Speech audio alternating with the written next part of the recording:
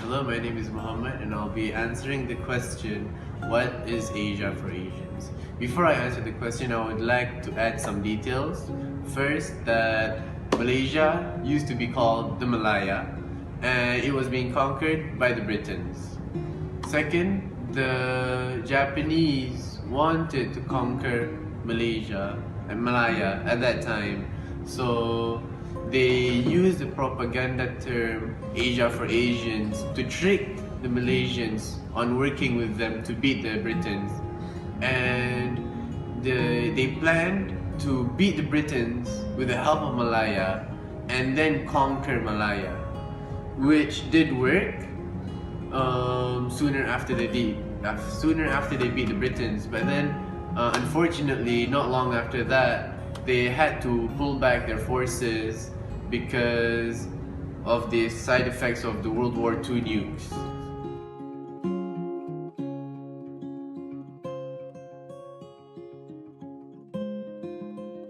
Essentially, the KMM was a political party that was built on the foundation of an anti-colonial nation.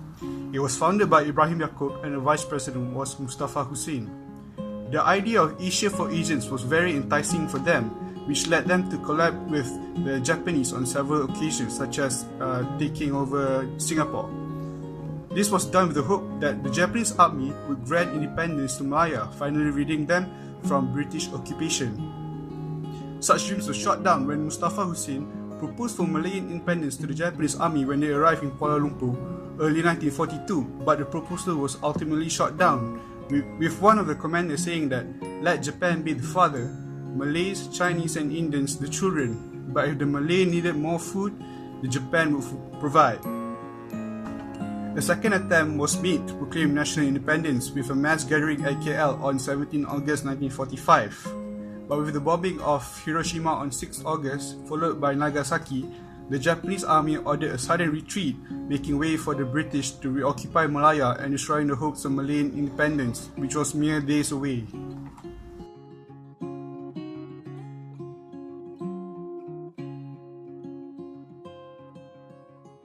Assalamualaikum and hi, my name is Amir Rashid and I'm going to answer question number 3, which is what is searching? Searching is a systematic purge of perceived hostile elements among the Chinese by the Japanese military.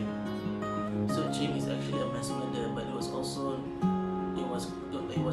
called cleansing by purification. One of the examples from the video of searching is the Japanese told the local Chinese of Kampar town and they were sent to Kampar town Padang. The soldiers divided the Chinese locals to two groups.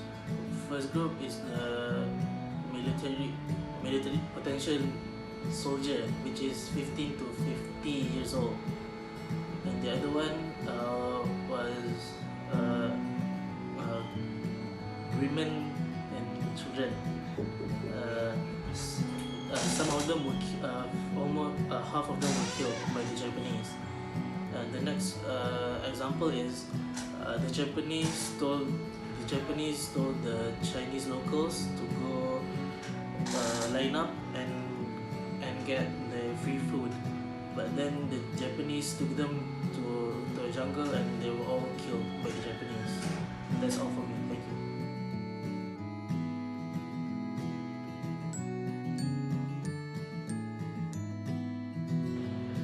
Hi, my name is Akmal and I'll be answering the question for number 4. What is Seishin? Seishin is a strong spirit that the Japanese wanted to embed into the locals so that they will be punctual and strong in any scenario during that time. Okay, for the first example is that they must follow an exact routine early in the morning, such as singing the Japanese national anthem, that is Kimikayo, and having the exercise and the physical exercise so that the blood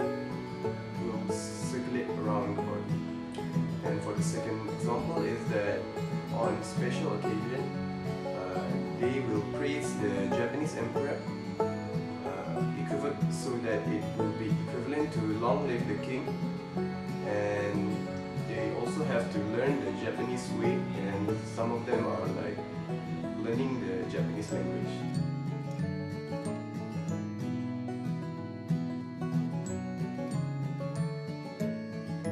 Hello, my name is Muhammad Alif, and I will be explaining about the experience of Muhammad Saleh at that railway station. So, the first encounter by Muhammad Saleh encountered a mysterious guy at Pulau Kasar. So he was offered to work at Siam. It's 700 kilometers far from home. So he was offered the price was waiting for him. It was like a lot of food and a lot of grains. So by the time he arrived there, he only got a few grains that was promised by him. So, and he was shocked when he arrived there. He saw a lot of people work there non-stop. Then he only saw a hell on earth that you cannot imagine. So there's a lot of races at Siam working on that railway station. So there's Malay, Chinese and Indian and including British. So the British people wear underpants while working on that railway station. The Japanese forces them to wear underpants without any clothes. Furthermore, the task was given every hour, and they have to accomplish that railway station in every day, 24 hours non-stop. So even in unconditional weathers, example as drenching rain and hot sunny weathers, can you imagine that? Can you imagine you working in drenching rain and hot sunny weather? You would surely die, right? So Muhammad Saleh experienced that once. So he worked there. The Japanese forced the slaves to work. The Japanese doesn't tolerate any mistake. So if there's someone who make mistake, they will punish. They will be punished by the Japanese. So they punish them. Either they don't give food, or they punish them until they die. So can you imagine that 24 hours that they work with minimal foods, 24 hours in hot sunny weather. So the conclusion you will get is there will be a lot of bodies on the right. So when there is a lot of bodies, the Japanese people made a huge hole with a pile of dead bodies. It's near that railway station.